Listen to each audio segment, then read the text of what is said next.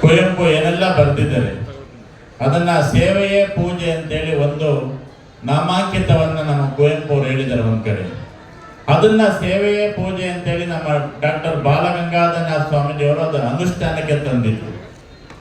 ಯಾರು ಹೃದಯ ಶ್ರೀಮಂತಿಕೆ ಇರ್ತಾರೋ ಅವನ್ನೆಲ್ಲ ಕಟ್ಟ ಕಡೆಯ ವ್ಯಕ್ತಿನೂ ಕೂಡ ವೇದವನ್ನ ಕಲಿಬೇಕು, ಆಗಮವನ್ನ ಕಲಿಬೇಕು, ಗರ್ಭಗುಡಿಗೆ ಹೋಗಿ ಪೂಜೆಯನ್ನ ಮಾಡುವಂತ ವ್ಯವಸ್ಥೆಯನ್ನ ನಮ್ಮ ಪೂಜ್ಯ ಡಾಕ್ಟರ್ ಬಾಲಗಂಗಾಧರನಾಥ ಸ್ವಾಮೀಜಿಯವರು ಅಂಬೇಡ್ಕರ್ ಕಂಡಂತ ಕನಸು, ಬಸವಣ್ಣ ಕಂಡಂತ ನನಸು, ಎಲ್ಲ ದಾರ್ಶನಿಕ ವ್ಯಕ್ತಿಗಳು ಕಂಡಂತ ಕನಸನ್ನ ಬಹಳ ಆದರ್ಶ ಪ್ರಾಯವಾಗಿ ಇಟ್ಕೊಂಡು ಇವತ್ತು ಆದಿಚುಂಚನಗಿರಿ ಮಹಾಸಂಸ್ಥಾನ ಮಠದಲ್ಲಿ ಇವತ್ತು ಮಾದಾರ ಚೆನ್ನಯ್ಯ ಗುರುಪೀಠದ ನಮ್ಮ ಶಿಷ್ಯನು ಕೂಡ ಆಧ್ಯಾತ್ಮಿಕವಾಗಿ ವೇದ ಉಪನಿಷತ್ತುಗಳಾಗ್ಬೋದು, ಆಧ್ಯಾತ್ಮಿಕ ಚಿಂತನೆಗಳಾಗ್ಬೋದು, ದೂರದೃಷ್ಟಿಯ ಒಂದು ವಿದ್ಯಾಭ್ಯಾಸವನ್ನ ಅವನು ಕಲೀಲಿಕ್ಕೆ ಎಲ್ಲಿ ವ್ಯವಸ್ಥೆ ಇದೆ ಅಂತ ಅಂದ್ರೆ ಆದಿಚುಂಚನಗಿರಿ ಮಹಾಸಂಸ್ಥಾನ ಮಠಕ್ಕೆ ತಂದು ಕೊಡುವಂತ ವ್ಯವಸ್ಥೆಯನ್ನ ಅವರು ತವರು ಮನೆ ಅಂತ ತಿಳ್ಕೊಂಡಿದ್ದಾರೆ. ಆದಿಚುಂಚನಗಿರಿ ಮಠ ನಾವೆಲ್ಲ ಅಣ್ಣ ತಮ್ಮಂದಿರಾಗಿ ಪರಮಪೂಜ್ಯ ಜಗದ್ಗುರು ಬಾಲಗಂಗಾಧರನಾಥ ಮಹಾಸ್ವಾಮೀಜಿಯವರು ಹಾಕೊಟ್ಟಂತಹ ಮಾರ್ಗದರ್ಶನದಲ್ಲಿ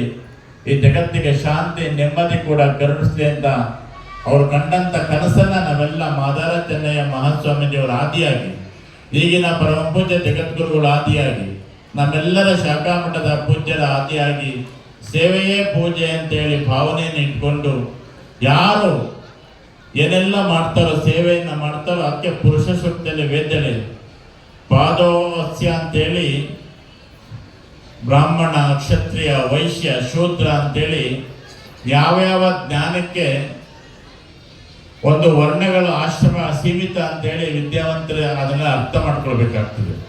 ಮನುಷ್ಯ ಹುಟ್ಟಿದ ಮೇಲೆ ನಾವೆಲ್ಲ ಭಗವಂತನ ಕೃಪೆಯಿಂದ ಹುಟ್ಟಿದ್ದೀವಿ, ಕೊನೆಗೆ ಹೋಗ್ತೀವಿ. ಆದ್ರೆ ಮಧ್ಯದ ಇರುವಂತ ಜೀವನವನ್ನ ಸುಂದರವಾಗಿ ಸಾರ್ಥಕ ಮಾಡ್ಕೊಳ್ಬೇಕಾಗ್ತದೆ. ಎಲ್ಲಿಂದ ಬಂದೋ ಎಲ್ಲಿಗೆ ಹೋಗ್ತೀವೋ ಏನ್ ಮಾಡ್ತೀವಿ ಅಂತ ಗೊತ್ತಿಲ್ಲ.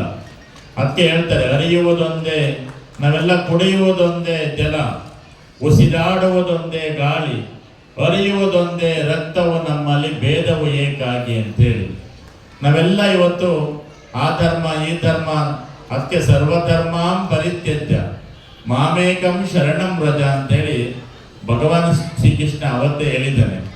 ಅದಕ್ಕೆ ನಮ್ಮೆಲ್ಲರಿಗೂ ಗುರಿ ಇರಬೇಕಾಗ್ತದೆ. ಆ ಗುರಿಯನ್ನ ಸರಿಯಾಗಿ ತಲುಪ್ತಾನೋ ಇಲ್ವೋ ಅಂತೇಳಿ ಅಡ್ಡದಾರಿಗಳು ಹಿಡಿಬೇಡ್ದು ಅಂತೇಳಿ ನಮಗೆ ಗುರು ಹಿಂದೆ ಬೇಕಾಗ್ತದೆ. ಅದಕ್ಕೆ ಗುರುಗಳಿಗೆ ಅಂತ ಸ್ಥಾನ ಇರುವಂಥದ್ದು. ಅಂಥವ್ರಿಗೆ ಗುರು ಬ್ರಹ್ಮ, ಗುರು ವಿಷ್ಣು, ತ್ರಿಮೂರ್ತಿ ರೂಪದಲ್ಲಿ ನಾವೆಲ್ಲ ಗುರುಗಳ ಆದರ್ಶವನ್ನು ನಾವು ಇಟ್ಕೊಳ್ಬೇಕಾಗ್ತದೆ. ಇವತ್ತು ಈ ಗುರು ತೋರಿದ ದಾರಿಯಲ್ಲಿ ಸಾಕಷ್ಟು ದಾರ್ಶನಿಕ ವ್ಯಕ್ತಿಗಳು 119 ಪುಣ್ಯ ಪುರುಷರು ಬಂದು ಉಪನ್ಯಾಸವನ್ನು ನೀಡಿ ಇವತ್ತು 120ನೇ ಹುಣ್ಣಿಮೆಗೆ ನಮ್ಮ ಮಾದಾರ ಚೆನ್ನಯ್ಯ ಗುರುಪೀಠದ ಜಗದ್ಗುರುಗಳು ಬಂದು ನಿಮ್ಮೆಲ್ಲರಿಗೂ ಅರಸಿ ಆಶೀರ್ವಾದವನ್ನು ಮಾಡಿದ್ದಾರೆ. ಈ ಕಾರ್ಯಕ್ರಮದ ಉದ್ಘಾಟನೆಯನ್ನು ಮಾಡಿ ಕಾರ್ಯಕ್ರಮಕ್ಕೆ ಯಶಸ್ವಿ ಕಾರಣರಾದಂತಹ ನಮ್ಮ ಶಾಸಕರಾದಂತಹ ಬಾಲಕೃಷ್ಣ ಅವರು,